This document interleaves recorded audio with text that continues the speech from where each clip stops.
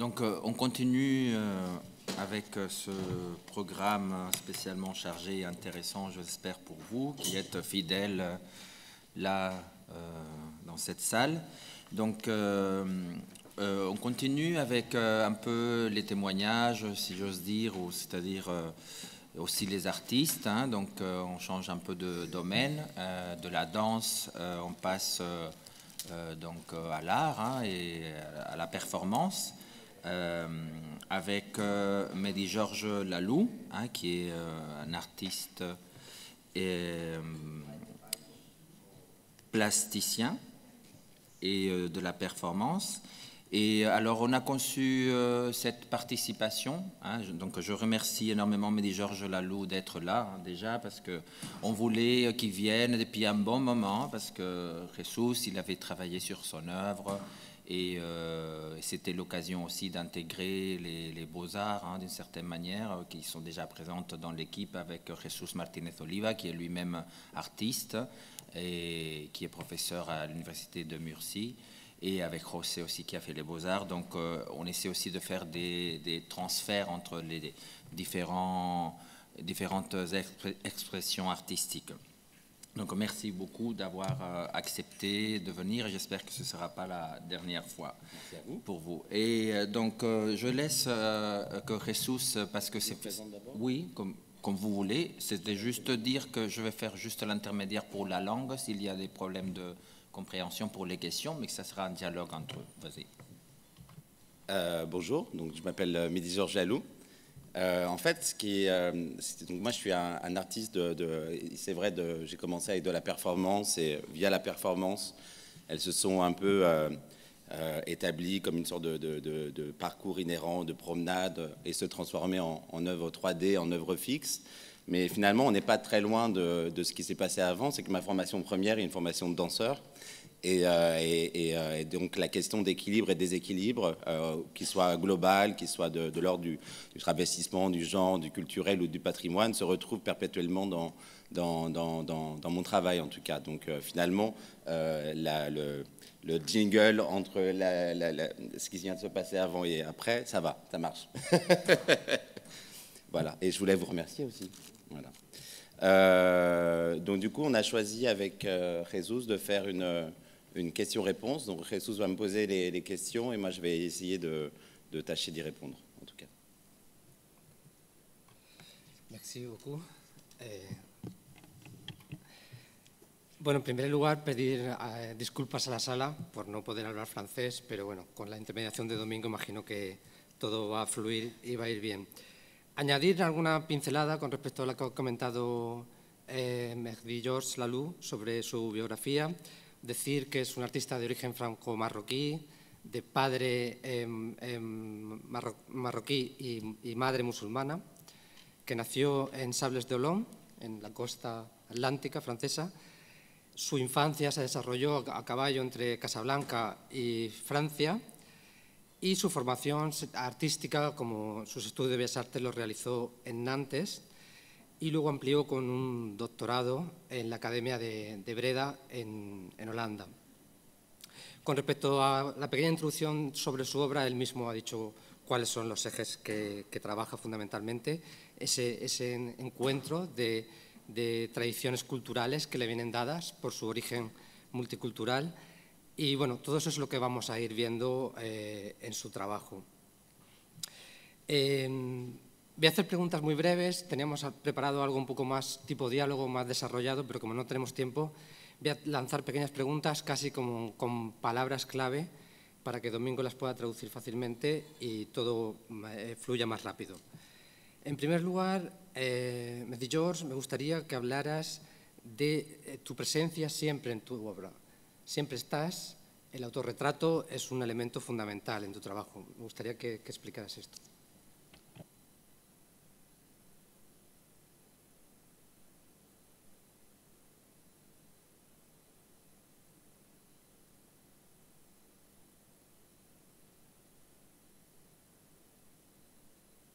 De l'autoportrait dans votre œuvre. J'ai cru qu'il y a eu un tout petit amalgame, mais c'est pas très grave. Mon père est marocain et qui habite en plus musulman, mais ça c'est presque une anecdote, et il vit au Maroc, et ma mère est une immigrée espagnole qui vit en France et qui est catholique. Donc je ne sais pas si c'était bien entendu. Comment? Voilà. Et donc du coup, voilà, moi j'ai connu le Maroc à l'âge de 8 ans. C'est la première fois où je reconnaissais des semblables, entre guillemets. Et parce qu'au Sable d'Olonne, c'est et comme on connaît la France, où finalement on essaye plutôt de nous montrer notre différence sans nous l'expliquer. Et donc du coup, j'ai connu le Maghreb, les choses qui étaient connectées plus physiquement, on va dire, avec ce que je ressemblais, qu'à l'âge de 8 ans. Et j'ai habité de mes 8 ans à mes 14 ans au Maroc, sans ma mère, juste moi seul, avec mon père.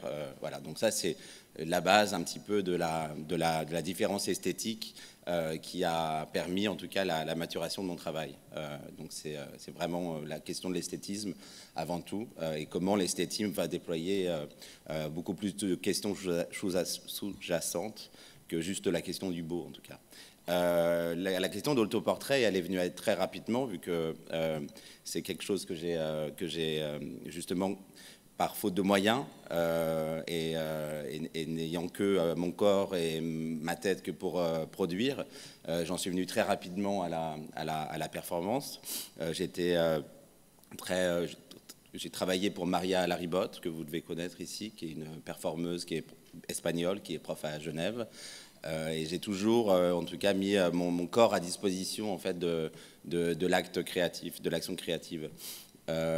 Au-delà de l'autoportrait, j'utilise l'autoportrait, surtout c'est des travaux, on va dire, d'enfance, de mes premières œuvres surtout, où finalement c'était une question aussi d'assimilation, d'identification, mais aussi de distanciation par l'autoportrait et par l'utilisation de mon propre visage ou de mon propre corps ou une partie en tout cas de mes membres, parce que parfois c'est juste mes mains ou mes pieds.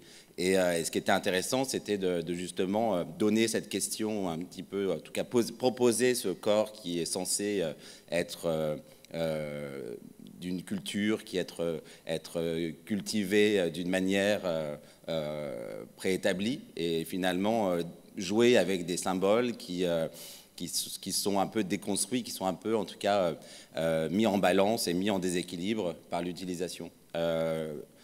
Par exemple, quand je fais donc ça, c'est vraiment la base de l'autoportrait. Moi, je me vois pas vraiment dans ces autoportraits, c'est plus une sorte de médium. Je parle vraiment de matière, et la matière, pour moi, c'est très important dans mon mode de production, c'est-à-dire le corps, le visage, le verre, la semoule, le plastique, le marbre, tout a le même statut pour moi au niveau de la création et de la création du possible en tout cas. Y para comenzar, vamos a comentar esta primera imagen de 2009, perdón, en la que evidentemente, sobre todo por el título, vemos que la influencia surrealista es fundamental. Me gustaría que hablaras un poco qué papel ha jugado para ti la poética surrealista en tu obra. Comme point de départ, nous nous appuierons sur l'œuvre que vous voyez là. Ceci n'est pas une femme musulmane, 2009. Quel rôle a pour vous la poétique du surréalisme? Alors, souvent j'ai des actes un peu enfantins de rapport à l'objet ou au sens. Ce que j'aime, c'est prendre un objet. Ce qui m'intéresse énormément, c'est la sacralisation d'un objet. Comment, à un moment, un objet va légitimer une culture, ou par l'esthétisme ou par le rituel, va légitimer une culture ou une autre. Ici, dans Ceci n'est pas une femme musulmane, je vais juste reparler de comment j'ai fait. Là, c'est le matin, devant mon ordi avec un appareil pourri. Je me réveille, je prends mon drap, je le mets sur la tête et je pense à là où je suis, c'est-à-dire à Bruxelles, et je pense à Magritte tout de suite. Et voilà. Et donc, du coup, Ceci n'est pas une femme musulmane. C'est quelque chose, une action presque stupide, presque aussi surréaliste et de quotidienne, en tout cas, que j'ai fait ici. Et comment juste cette action de mettre le drap et de mettre un décor, en tout cas, va ramener à une possibilité de question.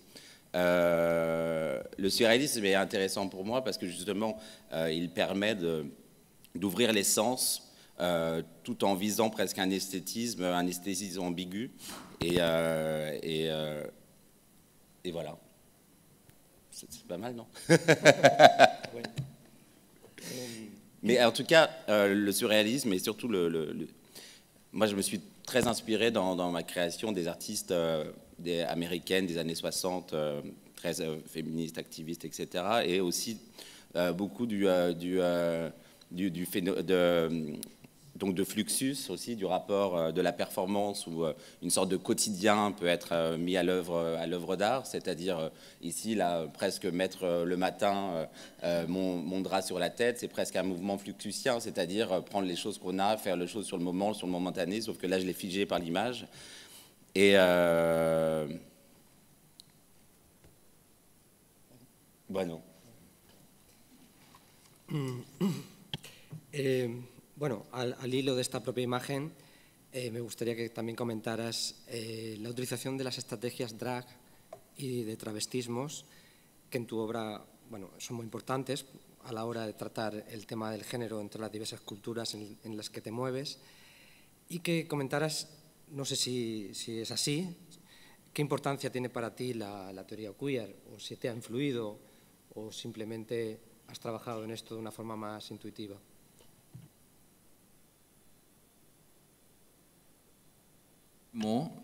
Au sujet des stratégies drag et de travestissement que nous pouvons voir dans votre œuvre, quelle est l'importance de la théorie queer dans votre travail? Alors c'est vrai que durant mes études, on va dire vraiment mes études, c'est une question qui m'a beaucoup intéressé, genre la déconstruction d'un certain genre masculin, donc mais c'était quelque chose qui avait déjà été vachement établi, en tout cas surtout établi par des artistes, on va dire, blancs, comme Michel Journiac, comme Andy Warhol, où le travestissement était déjà quelque chose de très ancré. Donc ce que j'y ramenais, moi, dans mes études, à part ma tête d'arabe, c'était en tout cas, c'était juste cette possibilité. Alors, finalement, la question du queer et la question du genre, au fur et à mesure, est devenue presque pas secondaire, mais mise au même plan que toutes les autres préoccupations. C'est-à-dire, pour moi, quand je mets un voile sur la tête, justement, je ne parle pas de travestissement. Quand je mets des talons aiguilles, pour moi, je ne suis pas travesti. Quand je mets une niqab, je ne suis pas travesti. C'est-à-dire que ces objets qui ne sont pas faits pour utiliser, justement... ici, c'est clair, ceci n'est pas une femme musulmane. Ce n'est pas parce qu'on met un voile et qu'en plus on est un homme qu'on devient une femme musulmane. Et c'est juste une question aussi d'image et de représentation. C'est enlever presque le sens à cet objet que je porte à ce moment-là. Pour l'ouvrir, quand je mets par exemple une niqab, je mets les bras en l'air et d'un seul coup ça devient une madone et ça devient une sculpture. Et c'est plus dans cette... travestissement de l'image, travestissement de l'objet, des artefacts, du tissu qui moi, m'intéresse dans un travestissement global, on va dire même une ambiguïté qui peut ouvrir les sens, en tout cas. Donc, c'est pas une volonté de représenter ou de me représenter dans le sexe, dans un autre sexe ou dans un corps féminin, pas du tout. La question n'est pas là. La question est comment utiliser ces objets et après, comme un enfant, jouer avec et savoir s'il est possible de nous de marcher sur des terrains braisés, en tout cas. Estas estrategias de travestismo, que no solamente son de género, sino son también... hay un travestismo étnico, travestismo cultural. Algunos críticos lo han leído en tu obra como un ejercicio de indefinición. Ese travestismo en sentido amplio es una estrategia para generar esa indefinición. Donc, certains critiques ont signalé que votre œuvre est un exercice de non-définition.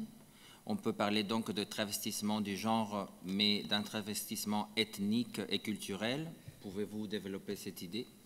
Mais c'est ce que je viens de dire un petit peu à l'instant, où justement, ce qui était intéressant quand j'ai parlé de travestissement, c'est que je faisais ma thèse au même moment en Hollande, et je faisais toute ma thèse sur le travestissement par le geste, c'est-à-dire comment un geste peut nous apporter dans une autre sphère, en tout cas, dans une autre possibilité.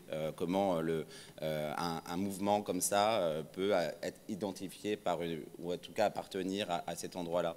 Et donc, du coup, je me suis plus intéressé donc, d'une sorte de travestissement social. C'est compliqué de dire parce que c'est quelque chose qui est presque absurde de le définir comme ça, le travestissement. Mais pour moi, c'était vraiment une importance de finalement... vu qu'il n'y avait pas de mot qui correspondait avec l'envie que j'avais envie de produire, en tout cas, c'est le mot travestissement qui est venu assez directement. Voilà. Merci. Mais est-ce que tu veux mettre la vidéo avant?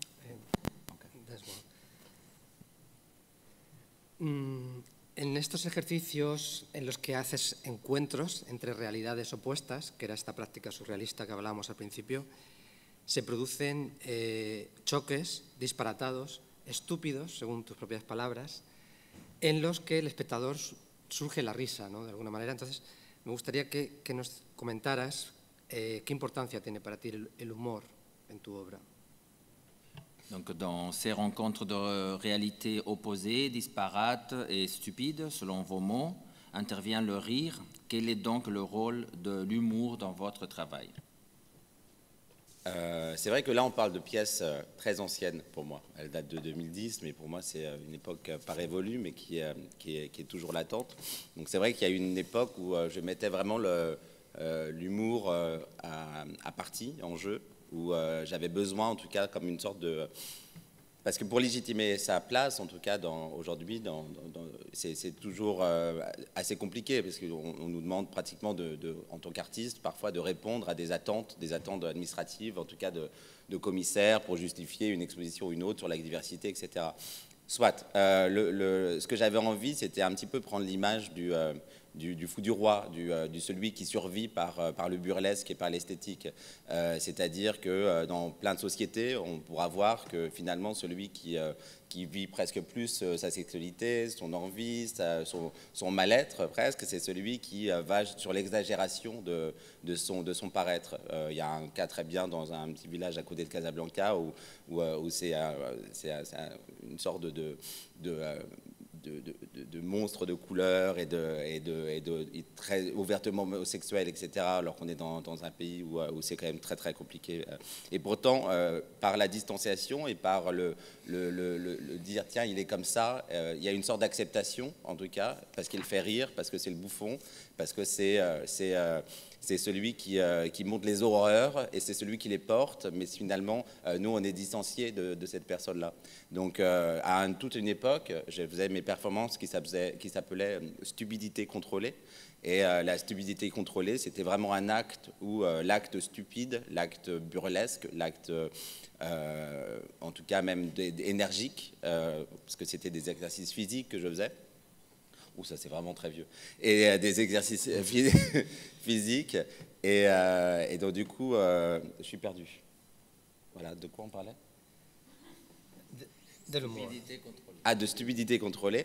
Et c'est vrai que l'acte d'humour était quelque chose, en tout cas, pour moi, important. Mais c'est pas un humour en tant que tel, c'est vraiment un humour de burlesque. Moi, j'aime bien citer Elie Kaku, par exemple, ou voir même Joséphine Baker, où quand on parle vraiment d'un burlesque social, culturel, ou par la défense, on passe par le rire, que pour montrer, encore une fois, les difficultés de présence. Donc c'était ce rire-là qui, à un moment, a été un alibi de création, en tout cas.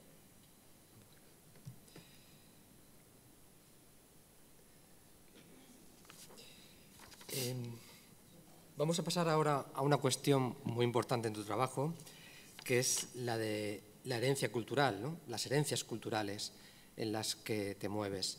Las religiones, el cristianismo, el islam, los comportamientos de género, las costumbres culinarias, todo eso atraviesa todo tu trabajo. Y me gustaría que nos hablaras de cómo te posicionas a la hora de trabajar con las herencias culturales, ¿no?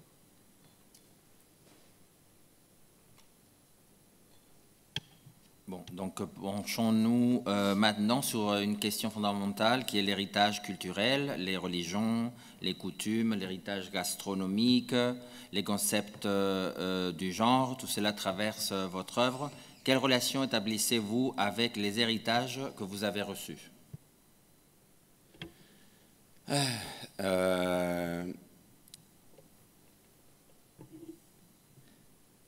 Justement, ce que j'essaye de faire, c'est repenser la question d'héritage, c'est-à-dire qu'est-ce que ça veut dire si on enlève le sens qu'on nous a donné. Et ça devient primordial dans ma pratique, c'est-à-dire comment finalement désitualiser, dégéographier, démentaliser en tout cas la question du sens et de l'acquis. Donc parfois, voilà. Et donc bien sûr, si j'utilise des références qui sont liées à ce que j'ai vécu, à mon propre patrimoine qui m'a entouré, parce que c'est des choses pratiquement les plus directes, en tout cas pour les ouvrir en sens, et qui sont en plus aussi dans un rapport, on est dans un rapport néocolonialisme, comment réutiliser ces apports-là. Quand j'utilise par exemple la nourriture, le couscous, etc., je parle aussi de ça. Mais en tout cas, ce qui est intéressant, c'est que j'aime pas, par l'ouverture de sens, ce que j'aime, c'est ouvrir toute la question des possibles. C'est-à-dire, quand j'utilise de la semoule et que j'en fais une cartographie, par exemple, je peux peut-être juste la montrer. Excusez-moi.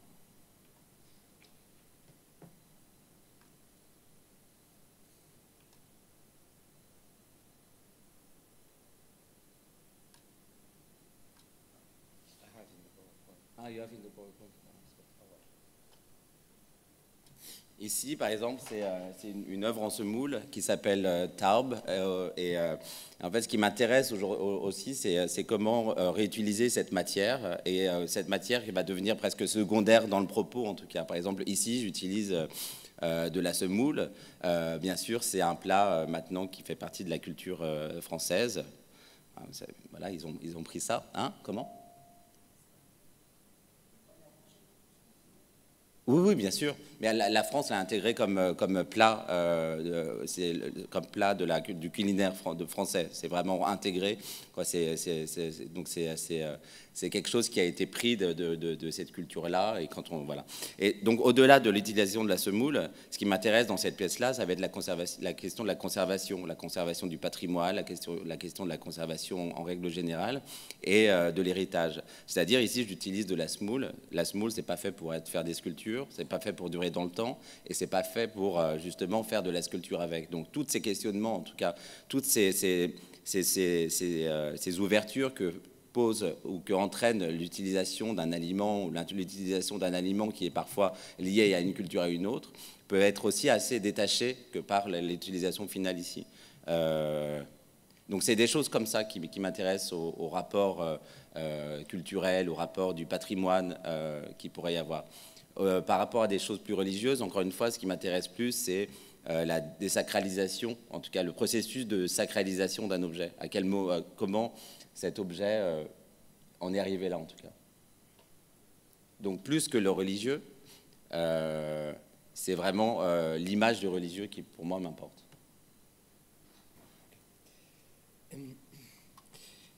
En la recepción de tus diversas tradiciones, podríamos utilizar un término que se utiliza mucho en los estudios culturales y en los estudios postcoloniales, que es el de hibridación.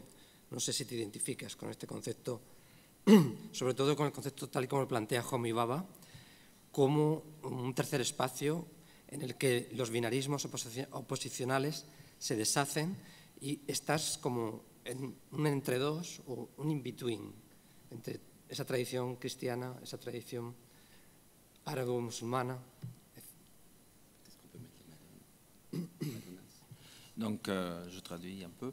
Êtes-vous d'accord? Est-ce que vous vous identifiez avec le concept d'hybridation développé par Homi Bhabha comme un troisième espace, un dépassement de tout système binaire et qui s'opposent pour enfin, l'idée de in-between ou entre deux.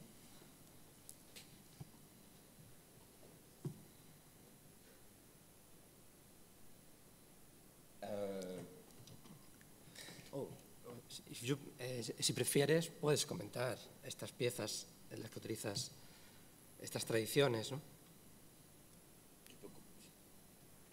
Tu peux commenter directement les œuvres qu'il a choisies appartenant à ce qu'il qualifie d'entre deux. Enfin, Créchot, s'il croit que ces œuvres représenteraient cette idée, si tu préfères les commenter. Ah bon, ok. En tout cas, cet entre-deux, moi, c'est pas une question qui me tarit, c'est pas une question qui est fondamentale dans ma manière. Elle devient par les utilisations mixtes d'images différentes. Par exemple, quand je fais des vierges à l'enfant qui sont recouvertes de moucharabie, je ne tends pas à vouloir faire une représentation entre, et je ne tends pas non plus à vouloir faire une représentation qui implique les deux. Mais c'est aussi voir comment les deux fonctionnent et comment les deux peuvent s'annuler aussi. C'est-à-dire qu'à un moment, le motif moucharabie crée que la Vierge devient un motif décoratif et comment finalement ce sacré, cette image du sacré va désacraliser l'autre sacré. Et comment on va arriver justement à cette étape, en tout cas de passage. Donc peut-être in-between, il est là, mais ce n'est pas une volonté en tout cas d'être dans une troisième phase en tout cas. Et surtout que cette phase-là a déjà existé dans l'arte mudéjar, où on a au niveau de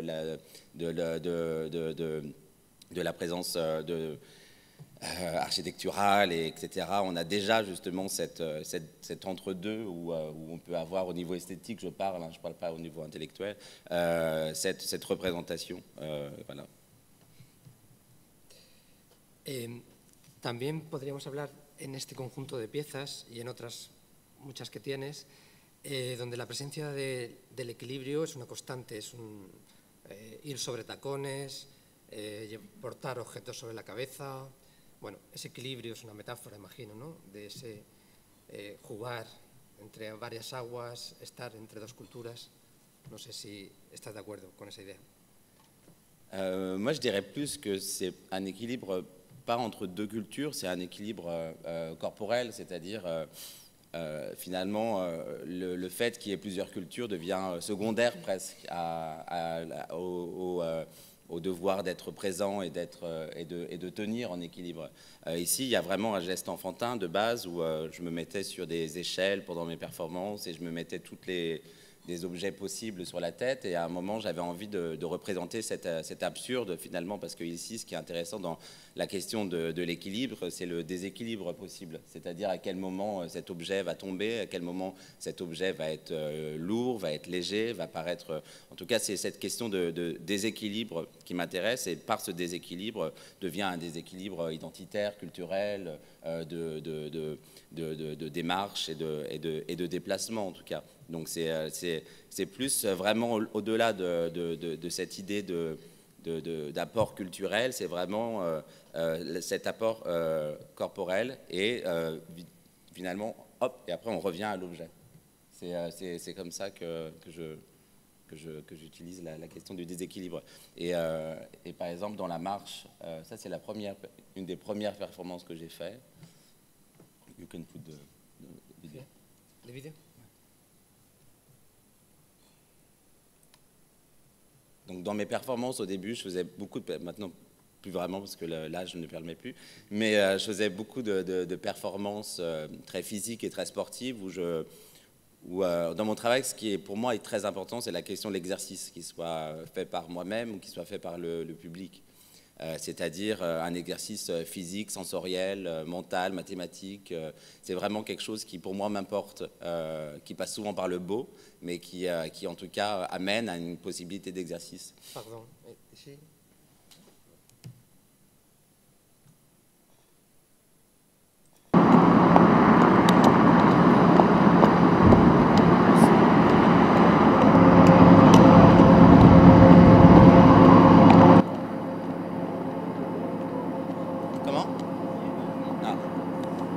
C'est pas grave. C'est une performance que j'ai.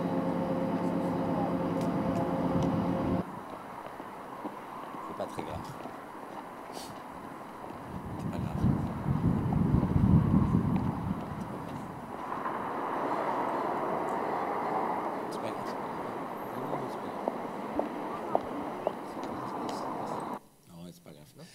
C'est une performance que j'ai faite ici entre Malines et Anvers en Belgique, où je marche 30 km en talons aiguilles, donc c'est à peu près 9 heures de marche. Et c'était une action que je voulais faire délibérée pour tester si je pouvais en tout cas le faire, et j'y suis arrivé. Et donc du coup c'était plus que l'acte de mettre des talons et d'aller jusqu'au bout, c'était de savoir si il était possible. Là en plus il y a la question du public qui est déviée, parce que c'est une performance sans public, c'est-à-dire que je me retrouve tout seul pendant 9 heures en train de marcher au milieu de la route. Là on est sur National 1, on croise tous les... Comment ? Alors, il y a 2 heures de film sur 9 heures de marche. Donc, c'est-à-dire que malheureusement, aujourd'hui, même au niveau de la performance, etc., et moi, j'ai très peu de traces de mes performances. J'ai à peu près 10 traces de performance, mais comme c'était des objets, en tout cas d'avant, j'avais quand même un besoin d'enregistrement en tout cas de l'acte, parce qu'aujourd'hui on doit légitimer par l'image, et donc du coup c'est important en tout cas d'avoir un tout petit peu de documentation. Et ici sur les 9 heures, j'avais fait un deal avec celui qui venait filmer, parce que j'avais un besoin véritable d'une action juste, d'une action vraie, c'est-à-dire juste mon corps, mes talons et les gens qui sont là. Et donc du coup il vient 2 heures à des moments donnés spéciaux où je lui ai dit tiens c'est ici que tu dois venir, et on fait des rencontres juste pour filmer à des moments. Mais parce que pour moi justement cet acte de la performance ne marche pas avec une caméra de toute manière. Et comme on peut voir ici, je ne prends pas la réaction des gens. C'est pas ce qui m'intéresse non plus ici. C'est vraiment il y a eu énormément de réactions. Il y a eu des insultes, il y a eu des bousculades, il y a eu des vénérations de dames qui disaient ah mais vous êtes mon héros. Il y a eu énormément de choses qui ont fait sur ce parcours-là. Ici, c'est vraiment un moment de documentation type où toutes pour moi tout ce qui est lié au sensoriel doit être sur le moment, donc il ne pourra pas être représenté en caméra. Si je vous montre quelqu'un qui fait avec des rires sur cette performance-là, ou une autre qui veut m'agresser, c'est pas du tout le but, en tout cas dans l'idée de documentation des performances. C'est vraiment juste l'acte en tant que tel. Et ici, c'était intéressant, c'est que en plus, quand on marche en Belgique, c'est qu'on passe par plein de possibles. Donc je pars de Bruxelles, je rentre dans un bar parce que j'avais trop envie d'uriner. Donc là, je rentre dans un bar. Tous les Belges, à midi, qui me disent mais les toilettes des filles, c'est par là-bas. Donc ça commence, c'est assez drôle, alors qu'il n'y a rien qui me définit en tant que femme à ce moment-là. Après, il y a eu quand même, j'ai eu le droit d'avoir... des klaxons de camions, il y a eu en plus c'était des embouteillages sur la nationale, donc j'avais mon public, c'était parfait. J'ai pas causé d'accident heureusement. Et il y avait aussi des prostituées qui sont en vitrine en Belgique, qui étaient là sur la route, où on a eu une sorte de rire, mais moi de gêne, parce que j'avais pas envie qu'elles prennent ça pour un rapport d'humiliation, etc. C'est difficile de justement, quand on fait une performance comme ça, de penser à l'autre et comment l'autre aussi, qui pourrait être associé à ce qu'on fait, pourrait le vivre. Mais c'est ça qui est intéressant aussi, c'est comment... Après, j'étais perdu, c'était à l'époque des plans Mappy, j'avais pas Google Maps. Et là, je me suis perdu dans un petit parc avec des mecs en djellaba, et là, ça commençait à parler en arabe. Et ça, c'est vraiment des vieux, hein, donc travaux. Et ce qui les embêtait, c'était justement que j'utilise, en tout cas que je sois lié à une possible culture 2, et que je suis en train de faire quelque chose que je ne devrais pas faire, vu que je dois appartenir à une certaine culture, ou à une certaine, en tout cas, maîtrise. Et donc du coup, et à la fin, je suis arrivé et on m'attendait, j'ai arrivé 2 heures de retard. Voilà. Donc ça, c'était vraiment, c'est le type de performance que je faisais avant, où justement la question du déséquilibre est vraiment sur le déséquilibre des talons aiguilles, en fait. Voilà. Dernière cuestión. Bueno, quedan muchas más cuestiones, pero algo de lo que ya hemos hablado un poquito la cuestión de la religión, pero creo que es fundamental que lo abordemos. Evidentemente tus piezas son provocativas, son problemáticas, sobre todo en el contexto de la corrección política en la que vivimos. Entonces, me gustaría que hablaras un poco de las polémicas o las controversias que han generado algunas piezas tuyas donde tratas el tema de la religión, utilizas símbolos de la religión y, bueno, que nos contaras un poco tu experiencia y también si ha ido evolucionando tu relación con el tema de la religión y en la actualidad tienes una actitud como más calmada. Donc la religion occupe une place importante dans votre œuvre et elle génère la polémique. Donc pouvez-vous raconter ce qui s'est passé avec des œuvres comme Quranic Inlay ou Cocktail ou Autoportrait en société, toutes deux de 2010, et quelle est votre position à ce sujet et si elle a évolué?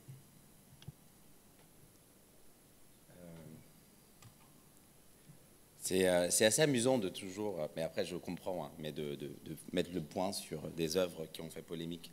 Et surtout que ce n'est pas justement le propos, mais c'est vrai que peut-être dans une conférence c'est important d'en parler. Ici, c'est encore une fois, moi je dis que l'artiste n'est pas un polémiste. L'artiste est quelqu'un qui raconte des histoires et qui fait ses choses.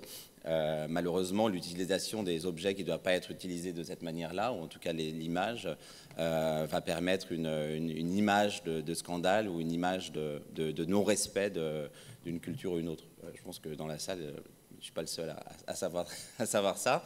Et ici, ce qui est intéressant, au-delà de tout ça, donc la première image qui s'appelle Cocktail ou Autoportrait en société, qui est ici avec les talons aiguilles, voilà, ça date de 2009-2008. Et en fait, on ne voit pas ici, mais c'est une installation monumentale où tous les tapis de prière recouvrent tout un espace, on parle de 150 mètres carrés, tout au sol, où les tapis sont vraiment découpés pour créer une certaine impression d'infini. On est en vitrine, on est à Bruxelles. Et chaque tapis de prière a des chaussures d'hommes et seulement un juste devant, comme ici, et seulement un à une sorte à l'étalon aiguille avec lequel je venais juste de faire une performance avec. Ça s'appelle Cocktail Autoportrait en société. Ici, c'est pourquoi ce qui était intéressant, c'est quand il y a eu le débat autour de cette pièce. Déjà, ce qui est intéressant, c'est comment une pièce, finalement, ne nous appartient plus quand elle rentre dans un débat public. C'est-à-dire, finalement, elle devient l'alibi de manœuvres et de discours. Mais ici, c'était ma volonté avant tout. Ce n'était pas une volonté de polémique. C'était me représenter en tant que moi. Parce que c'est toutes mes chaussures, il y en a 150, c'était mes chaussures, et les talons aiguilles, c'est aussi mes talons aiguilles. Mais ce qui est intéressant, justement, dans cette vitrine, c'est que l'image qu'on a n'est pas directement liée à un homme qui est présent. Donc, du coup, on se pose la question, est-ce que c'est une femme, est-ce que c'est une prostituée, est-ce que c'est, du coup, un travesti, qu'est-ce que font les talons à l'intérieur alors qu'ils n'ont pas le droit d'être à l'intérieur, pourquoi ils osent mettre des choses qui sont faites pour piétiner le sol ou piétiner le tapis. Mais avant tout, c'était vraiment une pièce esthétique qui pour moi était très importante à représenter. Et bien sûr, avec un peu de boost là-dessus. Et ce qui était intéressant dans cette pièce-là, c'est qu'avec mon côté performeur, et que du coup, je n'étais pas représenté physiquement, je n'ai pas mon visage à l'intérieur, donc j'avais la possibilité d'être devant de temps en temps et d'écouter les réactions des gens. Et c'était assez intéressant de savoir comment les gens s'appropriaient d'une manière esthétique cette pièce aussi. C'est-à-dire, il y avait des femmes musulmanes qui venaient avec leurs poussettes et elles disaient « Ah, c'est beau » et tout ça. Puis après, c'est « Ah, non, c'est pas beau en fait, c'est haram, ça va pas. » Donc le premier rapport avec l'image était une question du beau et finalement, à rester devant et essayer de comprendre un sens ou d'analyser la chose, on se rend compte que finalement, c'est pas possible et c'est interdit, c'est presque contre nous, alors qu'on a été en train de l'aimer et de l'apprécier d'une manière esthétique. Donc c'était aussi ce rapport-là qui m'intéressait aussi, de savoir comment on pouvait jouer avec cette ambivalence ici. Après, j'ai eu aussi des réactions de personnes qui passent devant en disant « Ah, encore des musulmans, on a assez de mosquées à Bruxelles, ça suffit. » Donc c'est aussi cet amalgame justement de l'utilisation de l'esthétique. J'ai encore un peu de temps?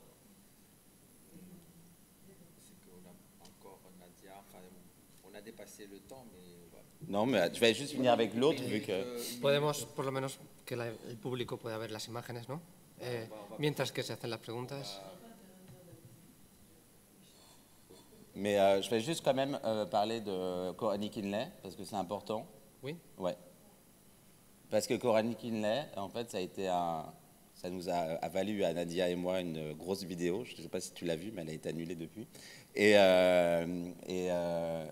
Coralie Kinley, ce qui est assez intéressant au niveau de la polémique et de la censure, il n'y a pas eu de censure déjà, parce que cette photo n'a jamais été...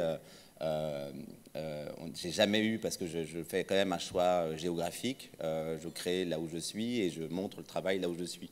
C'est important pour moi d'avoir une certaine presque pédagogie que Internet ne permet pas en tout cas. Mais quand je suis là-bas pour la création et quand c'est moi qui en train de construire quelque chose sur place, c'est quelque chose qui est important. C'est pour ça le danger de l'image et la représentation sur les sites Internet, sur les sites de galeries, à nous, c'est très problématique. Donc sur mon site, il y a pratiquement un tiers de ma production parce que justement, j'ai pas envie qu'elle soit assimilée d'une manière différente. Ici, on parle d'un moment, on est après le printemps arabe qui n'a jamais eu lieu au Maroc, mais bon, en tout cas, on est derrière cette période-là. Le roi essaye d'ouvrir un peu plus, de faire des musées, essaye de transformer la culture, qu'elle ne soit pas juste une économie sur les peintres anciens d'une autre génération. Il essaye d'ouvrir en tout cas la possible critique du pouvoir, etc., même si en fait il n'y en a pas. Et donc du coup on est dans ce moment-là. Il y a un site internet, je devais participer à une foire d'art contemporain à Casablanca. Donc une foire, c'est là où on vend les œuvres. Et donc du coup, ma galeriste parisienne propose de m'exposer. Je fais OK, mais on choisit des œuvres. Hein. J'ai pas envie déjà. J'ai un rapport compliqué depuis mes talons aiguilles. J'étais presque, en tout cas, volontairement interdit de territoire au Maroc. Et donc du coup, j'avais pas envie de reproduire aussi des blessures familiales, etc. Sur place, parce que c'est finalement la censure, la polémique. On parle de nous, mais c'est pas nous qui sont. On est visés, mais c'est aussi toutes les personnes qui sont sur place, sur le territoire, et qui sont là et qui nous représentent. C'est vraiment ça, finalement, la question après de la polémique, de la censure et des menaces, etc. C'est là aussi, en tout cas, moi. Personnellement, mais aussi les personnes qui restent sur place. Donc pas envie de reproduire et de faire vivre ça aux gens sur place. Ici, on a un site internet qui s'appelle gouv.ma qui avait voulu montrer les possibles, en tout cas tout ce que le roi laissait, en tout cas, exposer au Maroc et la liberté d'expression. Bon, il a choisi bien sûr la pire. Et ce qui est intéressant, c'est que finalement, Coralie Kinley, ce n'est pas Coralie Kinley. Coralie Kinley, c'est un diptyque avec Coralie Kinley et Biblico Linley. Donc c'est un corps nu en mode dévote avec le regard vers le ciel, où j'ai imprimé la Bible, Notre Père, et l'autre c'est El Fatiha. C'est les deux prières qui sont à peu près identiques dans la force, en tout cas, et dans le rapport au religieux. Et donc du coup, d'une, elle a été en plus sacrifiée, elle a été décomposée, elle a été mise dans son non-contexte, parce que je pense que s'il y avait eu les deux, j'aurais eu des problèmes, mais ils auraient dit, ah tiens, ils ne font pas que chier nous, ils font chier tout le monde. Et ce qui est intéressant, c'est que en fait, cette image n'a jamais été sur Internet, donc l'image qui a eu scandale, et même pas une œuvre en soi. C'est ça qui est aussi intéressant, c'est justement par rapport à ce rapport à l'image, c'était mes galeristes belges qui avaient décidé de mettre un essai pas fini de ma photo que je leur avais proposée sur leur site internet, et j'avais jamais vu qu'ils avaient mis cette photo-là. Donc la photo qui circule n'est même pas une œuvre en soi. Donc c'est intéressant de savoir que ce rapport à l'image et ce rapport assez furtif, assez fugitif. Voilà. Donc ça a été un rapport très houleux et très dangereux avec le Maroc, jusqu'au jour où le roi du Maroc m'a serré la main. Et c'est passé à la télé, et tout ce qui s'est passé au niveau de la censure est devenu légitime aujourd'hui. Voilà. Merci le roi.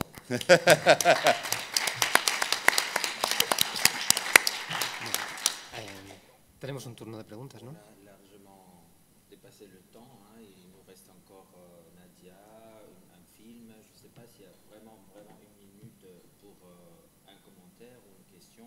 Et, enfin, sinon, on va sortir d'ici à 3 heures. Hein, donc, enfin, c'est comme vous voulez. Non, je veux bien passer, parce que si vous allez me demander d'aller plus vite, je n'irai pas plus vite. Mais c'est ça, c'est ça.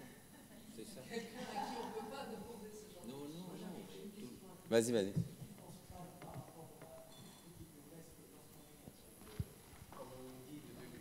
Toi et moi, on a une mère espagnole et un père, moi dans mon cas c'était un père algérien, toi c'est un père marocain. Est-ce que tout ce côté qu'on nous dit toujours, est-ce que l'hybridation, sur certains côtés burlesques, moi quand je t'ai découvert, moi j'ai vu Elie Kakou, tout à fait, c'était vraiment notre jeunesse. Est-ce que tu ne penses pas qu'ils ne se prennent pas un peu trop la tête, vu de l'extérieur, les critiques d'art par rapport à ça, et de chercher, comme tu as très bien dit, chaque fois qu'on fait quelque chose, on doit se justifier. Est-ce que tu n'es pas en train de faire de prendre ta culture arabe plus ta culture espagnole, alors que peut-être, voilà, c'est comme tu l'as très bien dit, de faire quelque chose qui n'a rien à voir, on n'y pense même pas. Bien sûr. Que c'est pas le regard que les critiques ou les universitaires extérieurs, est-ce que c'est pas un regard très colonial disons pour résumer, parce qu'on nous englobe de nouveau dans des trucs qu'on n'y pense même pas. Bien sûr. Alors, avant tout, attends, il faut que je reprenne la question dans ma tête. Si ça serait plutôt un exercice de spécialiste que vous... Non, oui, mais j'entends, en fait, je pense qu'il y a, déjà en plus c'est un travail ancien, donc c'est une sorte de nécessité de passage pour arriver à d'autres créations, etc. Comme on a tous en tant qu'artistes, on a un parcours différent, et là c'est vraiment une nécessité sur une question assez particulière. Et je pense que les critiques, en tout cas les critiques qui prennent mon travail, parlent vraiment bien du travail. Et je pense que c'est vraiment nécessaire d'intellectualiser justement ce rapport en tout cas d'état, presque de poésie burlesque, en tout cas de justifier notre présence, en tout cas au-delà de juste l'image. Et c'est ce qui est intéressant justement, s'il n'y avait pas ces travaux de critique, ça pourrait rester aussi de travail de l'image. Ce qui est intéressant, ce qui est important, c'est comment on va justement dépenser la pensée néocolonialiste et regarder finalement que ce que je fais est justement pour renvoyer une image et pour aller beaucoup plus loin, en tout cas dans les pensées et dans les codes prévus. Parce que finalement, si on était dans un rapport colonial, on pourrait toujours représenter des choses différentes. Ce qui est important là-dedans, et ce qui m'importe à moi, c'est comment finalement les sens vont s'ouvrir et comment finalement prendre une image, prendre une stéréotype dans lequel on nous attend, comment utiliser ces stéréotypes et pouvoir les amener bien ailleurs. Quand je parle de stéréotypes, c'est vraiment large, c'est pas que physique et c'est pas que culturel, etc. C'est vraiment très large. Donc je pense que c'est, en tout cas à une époque de ma vie, ça a été primordial justement de jouer avec « à vous m'attendez », ben voilà, vous en avez beaucoup plus que pour votre argent, et en tout cas ça parfois me posait même problème le fait que ça allait trop loin ou que c'était pas, en tout cas pas cadré, ou etc. Parce que je suis quelqu'un d'assez chaotique et ça permet en tout cas le chaos dans le sens aussi. Donc pour moi c'était assez primordial d'utiliser ce que j'avais, comme j'ai utilisé mon corps, mais aussi des matériaux que j'avais autour de moi. Merci, on va t'applaudir. Merci beaucoup. Merci. Merci beaucoup.